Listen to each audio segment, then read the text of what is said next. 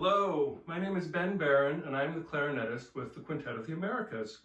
We had planned to come and visit you this season, and unfortunately, given all that's going on, we're not going to be able to make those visits this year. We'll be back in the future, and for now, we thought it would be a really nice way to connect and say hello and provide a little bit of what we would have been able to do through our usual programming.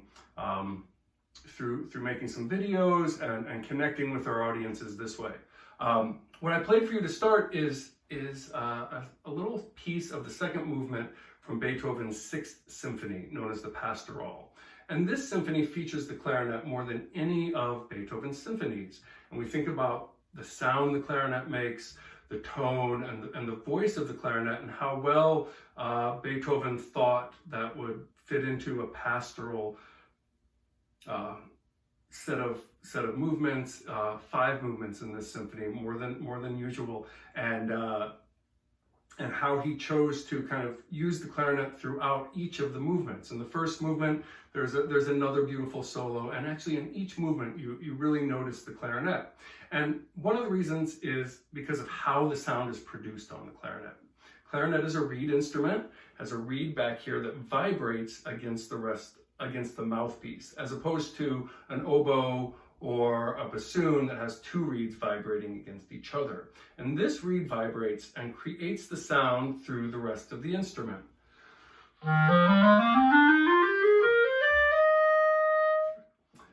And the vibrations come through the instrument with the air, and it allows everything to become activated within the instrument.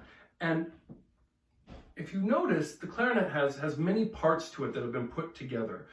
Just at the mouthpiece alone, where I showed you the reed, we have a mouthpiece, a reed, and a ligature, 3 parts. And I'm gonna demonstrate by taking each part off the clarinet as we go. So first we'll take off the bell, kind of looks like a bell, amplifies the sound, and I'll play that same scale without the bell.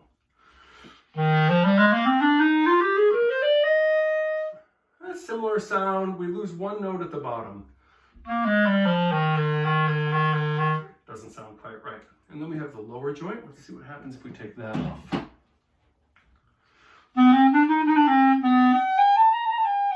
Starts to get a little silly, right? Maybe a snake charmer sound. Let's see what happens when we take that part off. And you can think, this part is called the barrel. You can think of it a little bit like your neck, kind of connecting the head to the body of the instrument. Now we're getting a little ridiculous, but we got to check out what just the mouthpiece sounds like with the reed and ligature. Okay, very interesting, but let's put the clarinet all the way back together.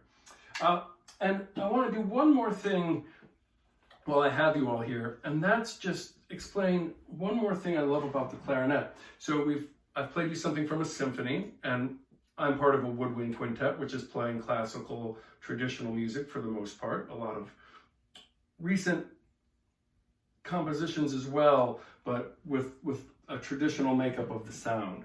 Whereas the clarinet can also do a couple other things that I love. Clarinet has a long history in jazz and also in folk music, Eastern European folk music in particular. I'll play you a little klezmer music in a moment, but I'd like to start with a little bit of jazz. This is Blue Monk. It's a blues.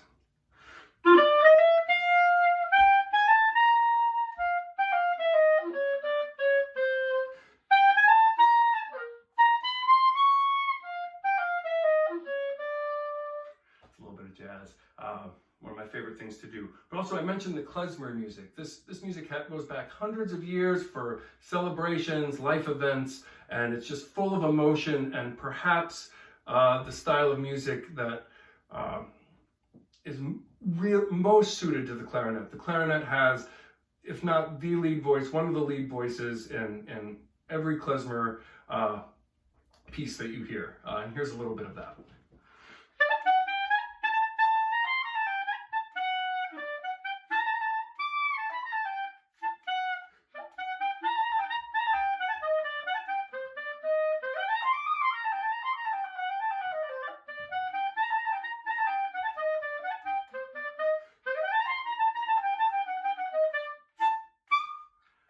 That's a little bit of klezmer. One more thing I want to show you before I say goodbye, and that is my bass clarinet. It's very interesting because it's a clarinet kind of shaped a little bit more like a saxophone with a curved neck and a bell down here. And it's also, the sound is created in the same way with a reed on the back of the instrument vibrating against the mouthpiece. Little size comparison here for you. So there you go. And why don't I close this out by showing you what the what I've already played would sound like on the bass clarinet. I'll play you the scale, and then I'll play you a little bit of the Beethoven again.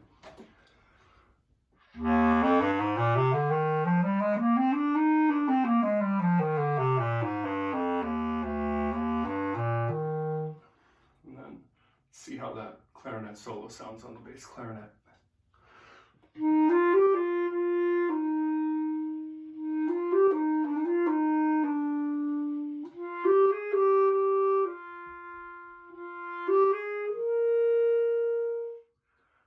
In any case, have a wonderful day, stay safe, and we'll be coming for visits very soon, I'm sure of it. Have a nice day.